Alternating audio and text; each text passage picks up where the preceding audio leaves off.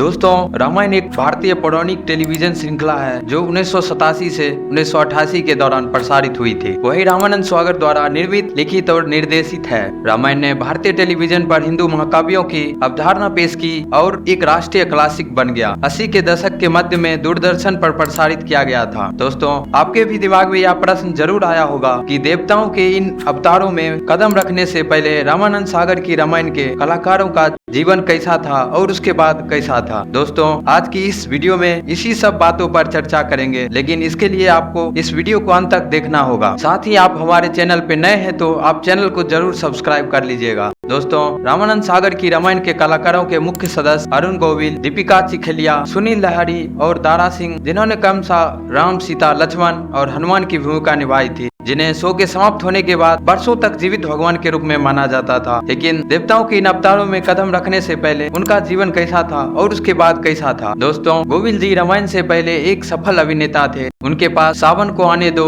और जियो तो ऐसे जियो जैसी बॉलीवुड हिट फिल्में थी और वह टीवी श्रृंखला विक्रम और बेताल में ऋषि विक्रमादित्य के रूप में बेहद लोकप्रिय थे। रामायण के बाद उन्होंने रामानंद सागर के लव कुश में राम की भूमिका निभाना जारी रखा। फिर इक्ष्वाकु राजा हरिश्चंद्र से लेकर गौतम बुद्ध तक और भी प्रसिद्ध किरदार निभाए। 1992 में उन्होंने इंडो जापानी animation film Ramayana the legend of prince Rama में राम के रूप में अपनी आवाज दी और फिर 1997 की फिल्म लव कुश में उन्होंने लक्ष्मण से लेकर जितेंद्र के राम तक का किरदार निभाया। हालांकि उन्होंने कई तेलुगु, उड़िया और बंगाली फिल्मों के साथ साथ हिंदी शो भी किए, फिर भी उन्हें राम की भूमिका निभाने वाले अभिनेता के रूप में जाना जाता है। दोस्तों, जब चिखलिया ने सीता माता की भूमिका निभाई तब वह केवल 22 साल की थी और उनकी झोली में बहुत कम फिल्में थी। उन्होंने स्वॉर्ड ऑफ टीपू सुल्तान जैसे लोकप्रिय टीवी शो में अभिनय किया, जहां उन्होंने टीपू की मां की भूमिका निभाई और विभिन्न हिंदी, तमिल, गुजराती, कन्नड़ और बंगाली फिल्मों में भी काम किया। उन्होंने रामानंद सागर की लव कुश में सीता की भूमिका दोहराई। चिखलिया ने 1991 में बड़ौदा से भारतीय जनता पार्टी बीजेपी के उम्मीदवार के रूप में चुनाव भी जीता